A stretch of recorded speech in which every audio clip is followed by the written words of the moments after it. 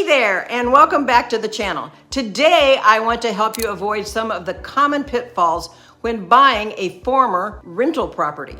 These properties often look like a great deal, but there can be hidden repairs that might cost you later on.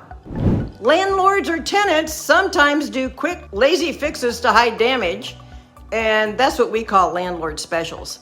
Let's dive into the 8 lazy repairs you should definitely be on the lookout for.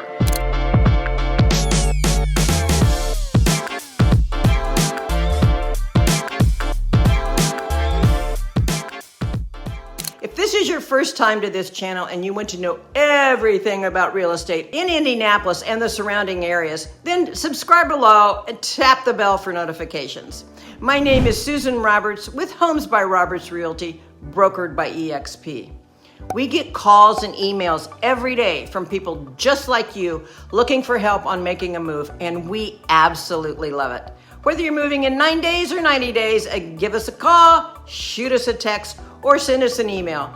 All the information you need is in the description below so we can help you make a smooth move. You might feel pretty good when you find out just how much you've been pre-approved for, and that's how much you can borrow. But increasingly, finding a house that ticks off all your boxes and fits your budget is a huge challenge. One potential solution is to consider a house that has previously spent some time as a rental property. These homes may be perceived as bargains due to the wear and tear that they've endured, and because landlords selling them are often motivated to close a sale quickly. These homes may even pass a cursory inspection, but may have accumulated years of deferred maintenance and, sorry to say it, sketchy repair work. The first item to watch for is the paint it all approach.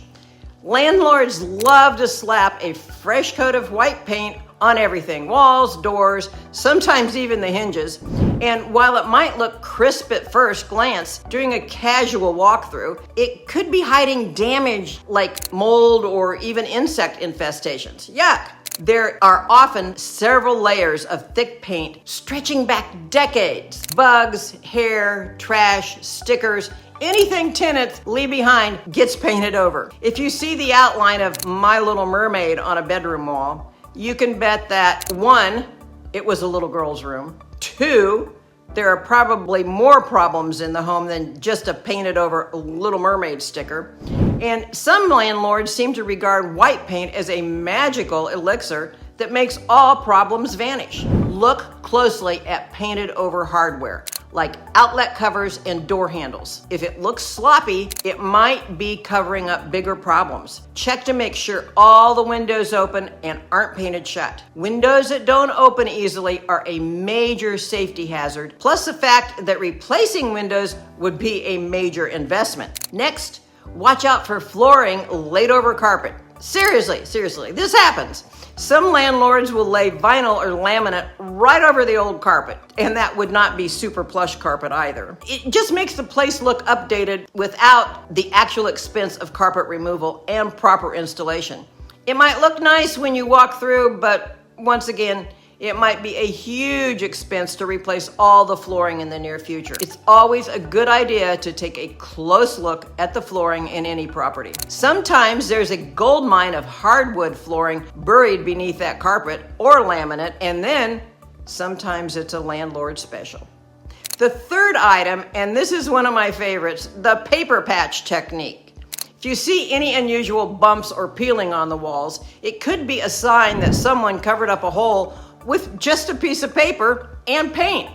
It's a cheap fix that doesn't last long, so pay extra attention to any spots that look too smooth or suspicious. Another lazy fix, contact paper or vinyl wrapping on cabinets. It might look fresh at first glance, but this can hide water damage or wear. Give those cabinets a good check to make sure the fix isn't covering up more significant problems underneath. Bubbles on a cabinet door could be your first clue. And yet again, make sure, because it will take a lot of money out of your wallet if you have to replace those kitchen cabinets. Number 5, mismatched fixtures. This is another clue that you're looking at a quick, cheap fix. If you see different knobs, latches, or handles in the same room, It could mean that repairs were done without much thought and possibly without addressing the actual problems. Fixing stuff on the fly gets everyone back to their busy lives, keeps the rent flowing, and kicks the can, and that is problems, down the road. And that would be eventually to you. The next item can be a real shocker: incomplete flooring. Landlords sometimes only install new flooring in areas that are visible during a walkthrough. If you lift a rug or move furniture after you move in, you might find bare plywood underneath. Also check that a newly tiled kitchen floor was not installed without moving the appliances. Not a pleasant surprise when you get a new fridge and it's not the same size and there's this little space that's not flooring and whatever. Side note on this point, even if you're not buying a former rental, always check under area rugs when there are wood floors. Oftentimes, a wood floor with bleach out on the perimeter around the rug leaves the area where the rug is a much darker color. So you could either buy a rug the exact same size and put it in the exact same place, have all the floors refinished or replaced. Simple fix, just more money. This cheap fix is a no-go for me. Ever seen a bathtub or tiles that look freshly painted? It's possible to paint tile and refinish a bathtub relatively cheaply, but unless you're really careful, the results will probably not be great. Still, for many landlords and tenants, the idea of spending $30 on paint is much more appealing than spending on a proper renovation or replacement. In fact, sometimes folks don't even bother getting any sort of special paint at all and literally just paint the tub, tile, and even sinks with standard white paint, and that won't hold up in the damp and humidity of a bathroom or kitchen. Believe me, it will scratch and chip off. It looks nice at first, so it gets the tenant's deposit back or lets the landlord rent it out again. This is another budget-friendly shortcut landlords use. Instead of proper refinishing, they just throw on a coat of paint, so you check for peeling paint or bubbling on ceramic tile or tubs. If you find it, strongly consider finding the front door. The final lazy repair is glued down carpets, and yes, it does happen.